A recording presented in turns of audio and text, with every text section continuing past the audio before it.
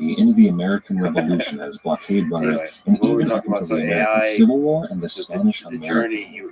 your whole These are plan ships was to so come back. fast that they are even used well into the age of steam power because they can outrun the fastest Yeah, steamships exactly, out right? there. And then I get to Now there Cambridge and was I something else. fall in love with One the other idea of thing research, that right? differentiates the And kind of brethren of the embarking coast on a from path. common Nobody's manners. explored this And it path also before. puts You're them building stuff that in kind of a nobody's stark built before. It's contrast to the challenging, pirates it's of the hard, golden and age of there's a lot of piracy. non-believers. I Gives just their totally weapons. love that. And at the end A of my typical merchant PhD, vessel I think in it's the the region meeting would that have changed been the owned, trajectory but of my life. poorly. Professor A Rosalind Spanish vessel, Picard. for example, would have made She for a runs the ripe affective target computing to group the at the brethren. MIT Media Lab. I had read her On book. board, that merchant You know, vessel I would was have had following no her, cannon. following, They would have following only had all a her few AKA really Rod. useless Yes, firearms. aka Rob. You see, the And Spanish government she was strictly giving a regulated talk firearms at in a their pattern recognition colonies, at least conference for in the Cambridge. colonials.